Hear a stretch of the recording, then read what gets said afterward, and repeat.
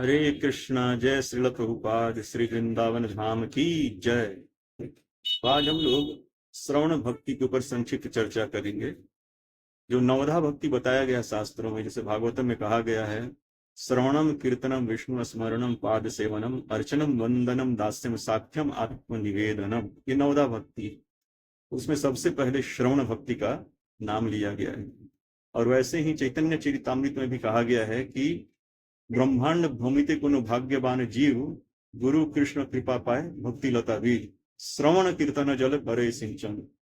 तो ब्रह्मांड में अनेकों अनेक जीव भ्रमण करते हैं, और उसमें कोई श्रद्धावान जीव होता है, उसको गुरु कृष्ण की कृपा से कृष्ण भक्ति लता का बीज प्राप्त होता है। लेकिन वो बीज प्राप्त होता है, उसको फिर कैसे आगे बढ़ाना है, तो श्रवण कीर्तन जल करे सिंचन। इस श्रवण, कृष्ण कथा का श्रवण और कीर्तन, नाम जप और कीर्तन आदि से, गुणगान आदि से उसको बढ़ाना है। तो देखिए, श्रवण और कीर्तन में, श्रवण में तीन चीज इन्वॉल्व है।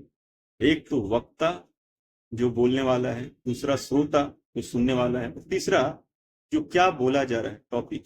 ये तीनों चीज मिलकर मतलब श्रवण का पार्ट है कि नहीं होता। तो सबसे प्रधान भक्ति है श्रवण भक्ति। एक तरह से सरल भी है और कठिन भी है। तो वक्ता और श्रोता का क्या गुण होना चाहिए, भगवान श्री कृष्ण ने बताया है भागवत गीता के 4थे अध्याय के 34 नंबर श्लोक में कि तद विधि प्रणिपातेन परिप्रश्नेन सेवया उपदेक्ष्यन्ति ते ज्ञानम ज्ञानिनः तत्त्वदर्शिनः।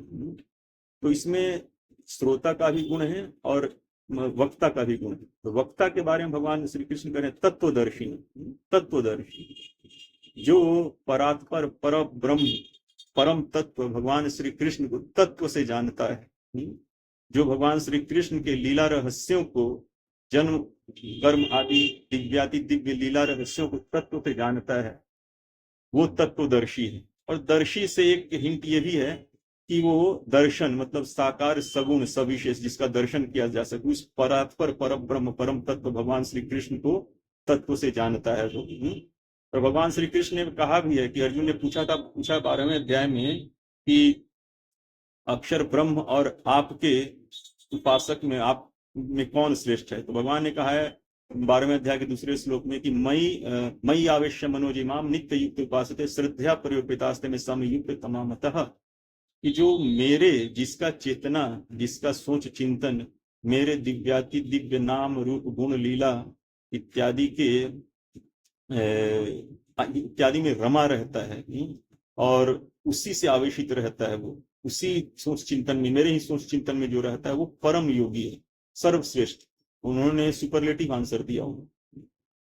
तो इस तरह से जो तत्वदर्शी होता है वो परात्पर ब्रह्म परम तत्व भगवान श्री कृष्ण को तत्व से जानता है। भक्त्या माम अभिजानति यावानश्चास्मि तत्वतः। तो भगवान श्री कृष्ण भक्ति से, अनन्य भाव के भक्ति से लबालब भरा रहता है, वो परिपूर्ण रहता है कृष्ण भावना से। और भौतिक स्तर पे वो वैरागी है, विरक्त है, अनासक्त है, और आध्यात्मिक स्तर पे वो कृष्ण भावना से परिपूर्ण है। तो ऐसे तत्वदर्शी को वक्ता होना चाहिए, जो भगवान श्री कृष्ण को तत्व से जानते हैं। और श्रोता का भी गुण भगवान ने कहा है कि तद विधि प्रणिपातेन परिप्रश्नेन सेवया। प्रश्न मतलब उसके हृदय में ब्रह्म जिज्ञासा है, तभी तो प्रश्न कर रहा है, ब्रह्म संबंधित जिज्ञासा उसके हृदय में।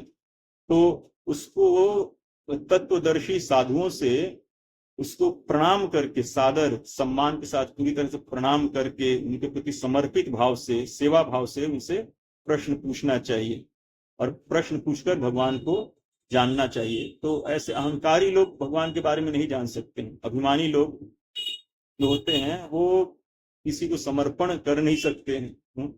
तो समर्पण ही नहीं होगा तो जाने कैसे किसी से वो लोग। और उदाहरण के तौर पर देखिए तो जो एक परफेक्ट वक्ता, कृष्ण तत्ववेत्ता वक्ता और परफेक्ट श्रोता का जो उदाहरण है वो सुखदेव गोस्वामी और परीक्षित महाराज। सुखदेव गोस्वामी वो विरक्त चूड़ामणि है, विरक्तों के मतलब एक रोल मॉडल है। और कृष्ण भावना से परिपूर्ण है। हमारे सुखदेव गोस्वामी।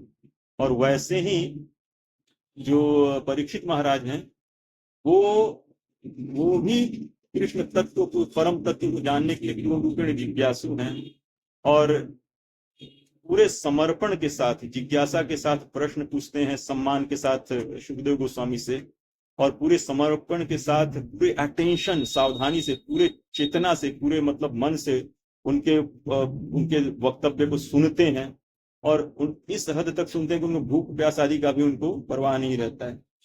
तो श्रोता, वक्ता को सुखदेव गोस्वामी जैसा विरक्त होना चाहिए, और कृष्ण तत्ववेत्ता होना चाहिए। परम तत्व भगवान श्री कृष्ण को तत्व से, उनके दिव्याति दिव्य जन्म कर्म आदि के रहस्यों को जानना चाहिए, और श्रोता को क्या कहते हैं, परीक्षित महाराज की तरह एकदम समर्पित, सरल हृदय, और क्या कहते हैं, जिज्ञासु होना, ब्रह्म जिज्ञासु होना चाहिए।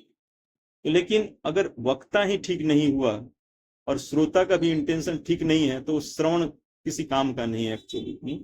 जो लोग कृष्ण भावना से परिपूर्ण नहीं है, वो लोग वक्ता बन जाते हैं और गलत प्रचार करते हैं समाज में, और क्या कहते हैं, भ्रम फैलाते हैं। और वैसे ही जो भोगी प्रवृत्ति के लोग हैं, जिनका कृष्ण कथा में मन भी नहीं लगता है, न समर्पण है, वो श्रोता बन जाते हैं, तो ग्रहण भी नहीं कर पाते।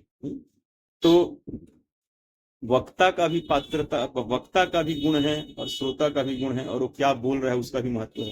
तो श्रवण भक्ति एक तरह से सरल भी है, क्योंकि आपको बैठकर सिर्फ सुनना है, लेकिन कठिन भी है, क्योंकि सही वक्ता से, कृष्ण तत्ववेत्ता से ही सुनना है। और हमारे अंदर भी समर्पण होना चाहिए। हमारे अंदर अगर ब्रह्म जिज्ञासा नहीं है, समर्पण नहीं है, और तत्ववेत्ता, तत्वदर्शी वक्ता के प्रति सम्मान नहीं है, हमारा मन इधर उधर भटक रहा है, संसारिकता में भटक रहा है, तब हम सुन नहीं पाएंगे, ग्रहण नहीं कर पाएंगे। थोड़ी थोड़ी देर में घड़ी देखना, कितना देर हो गया, कितना टाइम हो गया, इस तरह से फिर श्रवण नहीं हो पाता प्रभावी। तो वो कृष्ण तत्व को ग्रहण नहीं कर पाता वैसा श्रोता। वक्ता अगर अच्छा है तब भी, और वक्ता अगर नहीं अच्छा है तो आप उसको ध्यान से सुनिए भी, तो आपको कोई लाभ उससे होने वाला नहीं। तो इसलिए श्रवण भक्ति सरल भी है और कठिन भी है। इसमें वक्ता वो सुखदेव गोस्वामी जैसा हो, सुखदेव गोस्वामी के परंपरा का हो, और श्रोता जो हो परीक्षित महाराज जैसा हो, ब्रह्म जिज्ञासा समर्पित वक्ता के प्रति, तब वो श्रवण भक्ति प्रभावी होता है। और वैसा कृष्ण कथा सुनने बोलने वाला, श्रवणताम सो कथा कृष्ण पुण्य श्रवण की हृदय अंतस्थ बुद्धाणी गुरुनियतो सो हृदय सताम।